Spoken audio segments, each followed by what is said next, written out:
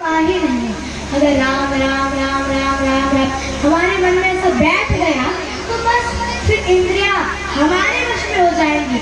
कुछ ही दिन के बाद हमारे वश में वो रहेंगी और वो आपको अपने वश में नहीं रह सकती। पहले तो खूब रखेंगी, खूब रसगुल्ला खिलवाएंगी, खूब गाने सुनवाएंगी, पर थोड़ी देर में ही ऐसा होगा कि जो आप इंद्रियों को अपने वश में ले लोगे और जो करना चाहो वो कर सकते हो।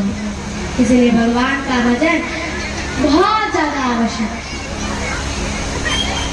और कहते हैं जो इधर उन्होंने सुख और दुख के बारे में बताया कपिल जी ने, अष्टांग योग सुख दुख के बारे में और हरि कीर्तन इत्यादि के। तो कहते हैं सुख दुख ना जीवन में होते रहते हैं। अगर सुख आएगा तो दुख को अवश्य आना है, दुख होगा तो सुख अवश्य आएगा।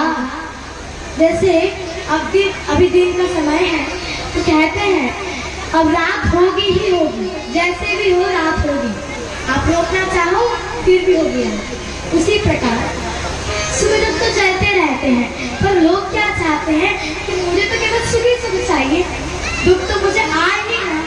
अरे संसार है, अब बताइए संसार का नाम ही दुखालय है। तो अगर कपिल जी कहते हैं इस संसार में अगर कोई भी और सुख ढूंढना चाहे तो उसे दुख ही दुख मिलेगा और प्रयत्न नहीं करना चाहिए सुख के लिए, अपने आप भगवान प्रदान करेंगे सुख। इसलिए उन्होंने खूब अच्छा वर्णन किया है और कहते हैं कि जो संतों का संग है कभी भी छूटना नहीं चाहिए। भगवान का भजन करने वाले संत होने चाहिए। तो और संत कैसे होने चाहिए, तो जो भक्ति के पराकाष्ठा में पहुंच चुके हो। ऐसे वैसे संत से पूछेंगे तो वो तो खुद ही नहीं जानते, आपको क्या बताएंगे। इसलिए पहले जान पहचान की। एक क्या हुआ,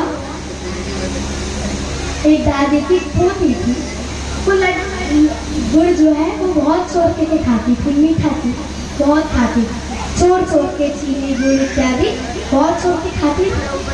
दादी हुई बहुत परेशान, अरे इसे कैसा भूत चढ़ा हुआ है, हमेशा चोरी करती रहती है।